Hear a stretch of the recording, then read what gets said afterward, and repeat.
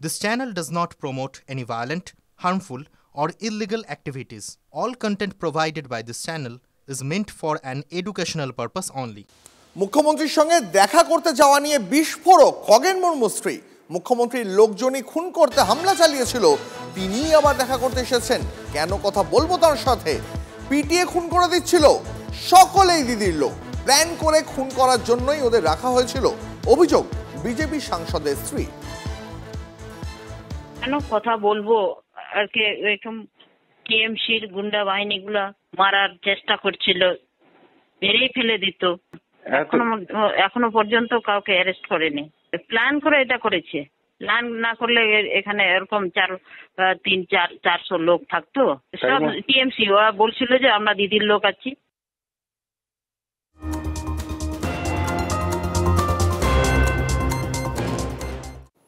বাংলায় আক্রান্ত বিজেপির সাংসদ বিধায়করা, আর ত্রিপুরায় ভাঙচুর তৃণমূলের রাজ্য দফতর।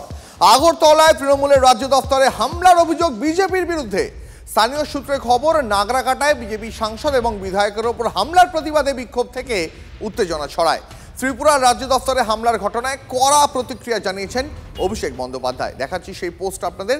এক্স হ্যান্ডেলে তিনি লিখেছেন, বাংলার ভোটে তৃণমূলকে হারাতে না পেরে ত্রিপুরায় আমাদের রাজ্য দফতরে হামলা চালিয়েছে বিজেপি, আর দাঁড়িয়ে দাঁড়িয়ে সেটা দেখেছে ত্রিপুরার পুলিশ। বিজেপি শাসিত ত্রিপুরার আইন শৃঙ্খলার কী পরিস্থিতি এই ঘটনাই তা প্রমাণ করে।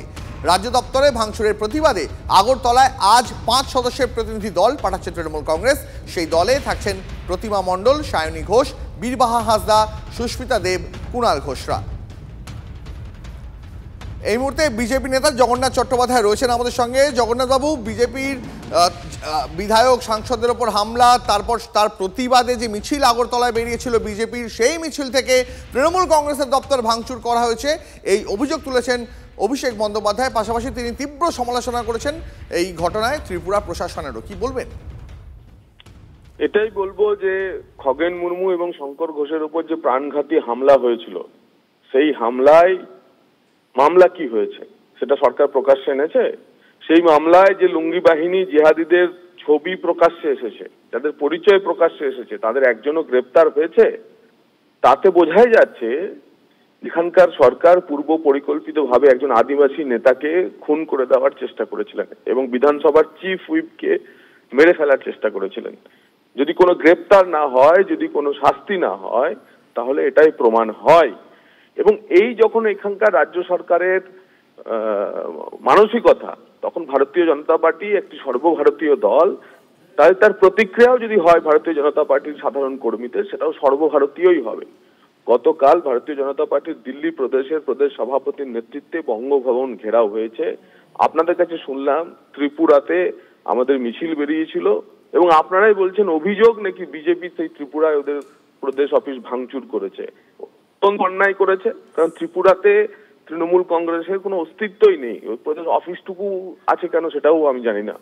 কিন্তু আপনারা এটাও নিশ্চয়ই জানেন এবং আপনারা যখন দেখাচ্ছেন খবর, এটাও আপনাদের বলা উচিত, গতকাল রাত্রে ওই কলুটলা থেকে জেহাদি বাহিনী এসে আমাদের 6 নম্বরে যে আমাদের প্রদেশ কার্যালয়, তার সামনে এসে তাণ্ডব চালানোর চেষ্টা করে এবং সেখানেও আমাদের উত্তর কলকাতার কার্যকর্তারা সে পার্টি অফিস কালকে সারা রাত পাহারা দিয়েছে এবং কলুটলার জেহাদিরা যদি আরেকবার আসে তাহলে তারও প্রতিক্রিয়া হবে, এটাও আপনারা জেনে রাখবেন। বেশ, আপনাকে অনেক ধন্যবাদ। এই মুহূর্তে সেই ছবি দেখাচ্ছি আপনাদের। বিজেপির বিরুদ্ধে ভাঙচুরের অভিযোগ তুলছে তৃণমূল কংগ্রেস, আর প্রতিবাদে আজ আগরতলায় যাচ্ছে তৃণমূলের 5 সদস্যের প্রতিনিধি দল। সেই দলে কুণাল ঘোষ, বীরবাহা হাসদারা রয়েছেন। এই মুহূর্তে তৃণমূল মুখপাত্র তন্ময় ঘোষ রয়েছেন আমাদের সঙ্গে। তন্ময়বাবু, আপনারা তো আজ ত্রিপুরাতে প্রতিনিধি দল পাঠাচ্ছেন, কিন্তু বিজেপির দাবি যে তাদের কোনো মিছিল থেকে তৃণমূল কংগ্রেসের দপ্তরে ভাঙচুর যদি হয়ে থাকে সেটা নিন্দনীয়, যদি হয়ে থাকে সেটা স্বতঃস্ফূর্ত প্রতিবাদ হতে পারে। স্বতঃস্ফূর্ত প্রতিবাদ আর সংগঠিত হামলার মধ্যে যে পার্থক্য আছে সেটা যে কোনো মানুষ, সাধারণ মানুষ দেখলেই বুঝতে পারে। স্বতঃস্ফূর্ত প্রতিবাদ যেখানে প্রাণের কাজে গিয়ে সাধারণ মানুষের বিক্ষোভের মুখে পড়েছে, এটা মানুষ বুঝতে পারে যে সেখানে মানুষের রাগ থাকবে, ক্ষোভ থাকবে, সেটা যে কোনো দলের লোকের উপরই হতে পারে। এখন এখানকার নেতারা ভোটে জেতার পরে মানুষদের কাছে যায় না, তো তাদের উপর মানুষের ক্ষোভ তো তৈরি হবে ওখানে যদি ফটোশপ করতে যায়। আর একটা পার্টি অফিসকে কেউ স্বতঃস্ফূর্ত ভাবে ভাঙে না। এখানে কি হলো তার উপর দাঁড়িয়ে ত্রিপুরাতে পার্টি অফিস ভেঙে দিচ্ছে, ক্ষমতায় আছে বিজেপি, এটা মানুষের কাছে পরিষ্কার। এইসব নাটক করে লাভ নেই। আসলে বিজেপি একটা হিংস্র দল, সেটা দেশের মানুষ জানে। বেশ, অনেক ধন্যবাদ আপনাকে। এই মুহূর্তে সরাসরি যে ছবি দেখাচ্ছি আপনাদের, আগরতলায় 5 সদস্যের প্রতিনিধি দল পাঠাচ্ছে তৃণমূল কংগ্রেস। ইতিমধ্যেই সেই দল বিমানবন্দরে পৌঁছে গিয়েছে, কলকাতা বিমানবন্দরে। সেখানে কুণাল ঘোষ, সুদীপ রাহা, বীরবাহা হাঁসদা তাদের দেখতে পাওয়া যাচ্ছে। ত্রিপুরায় তৃণমূলের রাজ্য দপ্তরে হামলা ভাঙচুর, সেই ভাঙচুরের প্রতিবাদে আজ প্রতিনিধি দল পাঠাচ্ছে তৃণমূল কংগ্রেস। সেই প্রতিনিধি দল ইতিমধ্যেই কলকাতা বিমানবন্দরে পৌঁছে গেছে।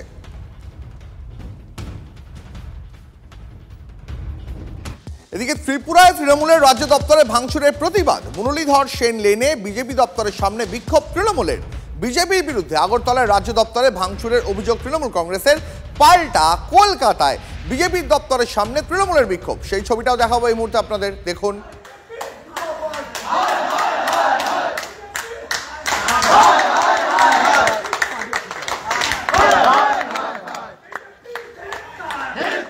ত্রিপুরা তৃণমূলের রাজ্য দপ্তরে ভাঙচুর, তার প্রতিবাদে মুরলীধর সেন লেনে বিজেপির দপ্তরের বাইরে, সেখানে প্রতিবাদ তৃণমূল কংগ্রেস কর্মী সমর্থকদের।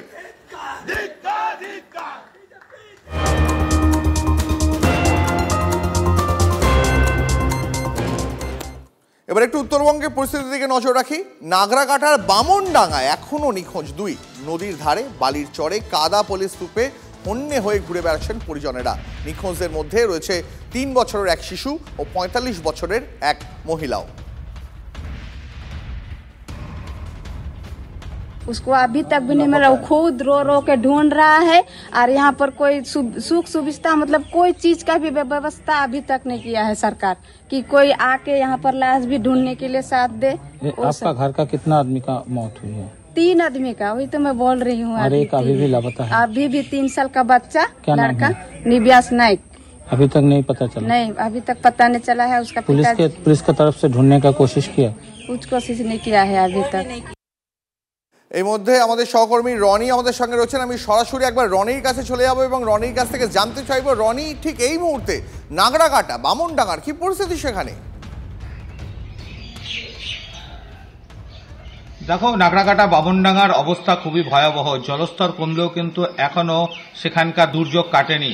এখনো পর্যন্ত 9 জনের মৃতদেহ উদ্ধার করতে পেরেছে প্রশাসন, তবে এখনো নিখোঁজ রয়েছে 2 জন, যার মধ্যে 3 বছরের এক শিশু এবং 45 বছরের এক মহিলা নিখোঁজ রয়েছে, যাদের খোঁজে কিন্তু তার পরিবার পরিজন হন্য হয়ে ঘুরছে ওই নদীর চরে, কখনো বা চা বাগানের মাঝখানে। পুলিশ প্রশাসনের তরফে কোনো ধরনের সাহায্য মিলছে না বলে অভিযোগ এই নিখোঁজের পরিবারের।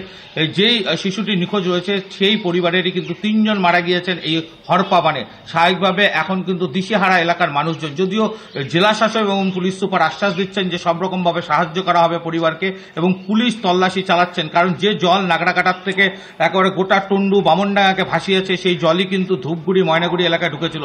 স্বাভাবিকভাবে অনুমান করা হচ্ছে সেই মৃতদেহ হয়তো জলের স্রোতে বা যারা নিখোঁজ রয়েছেন তারা জলের স্রোতে ভেসে হয়তো এই এলাকাতেও এসে থাকতে পারেন। তাই পুলিশ কিন্তু সব জায়গাতে চিরুনি তল্লাশি করছে বলে পুলিশের তরফে জানানো হয়েছে। সার্চ অপারেশন চলছে বলে জেলা শাসক কিন্তু জানিয়েছে। দীপ, রনি অনেক ধন্যবাদ, নজর রাখো।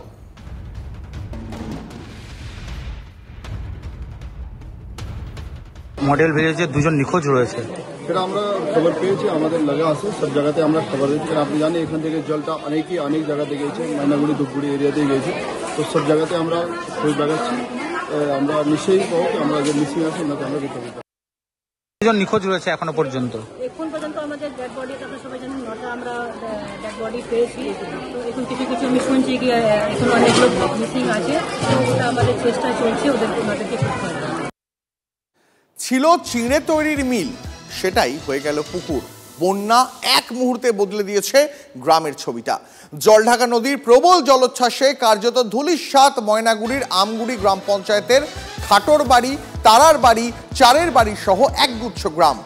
অন্তত 1000 বাড়ি ক্ষতিগ্রস্ত, অস্তিত্বই নেই 300-রও বেশি বাড়ির। ছাড়াভাবে ইতিউতি উঁকি মারছে কয়েকটি ভগ্নপ্রায় বাড়ি। দেখুন ছবিটা, বড়সড়ভাবে ভেঙেছে জলঢাকা নদীর মূল বাঁধ, তৈরি হয়েছে বিশাল গর্ত।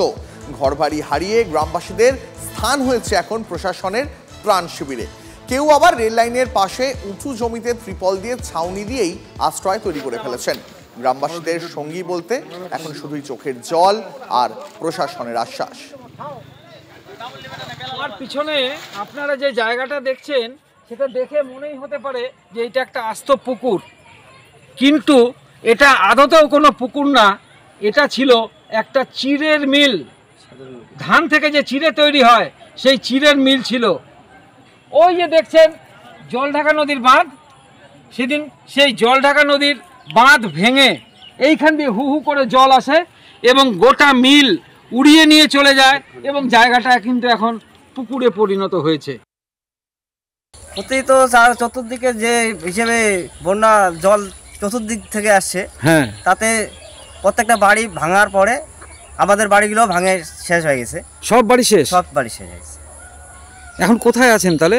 আমরা রেল লাইনের উপরে আছি। সরকার থেকে আসে নাই আপনাদের কাছে? না, এখনো আসেনি, খালি একটা করে পাল দিছে, ত্রিপাল।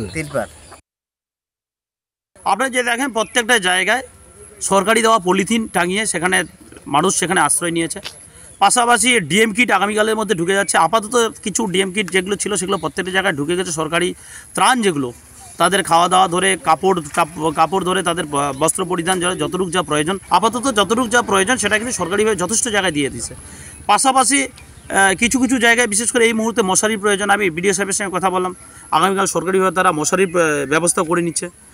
পাশাপাশি মেডিসিন ধরে আজকে আমগুড়ি অঞ্চলে মেডিকেল ক্যাম্প করা হচ্ছে।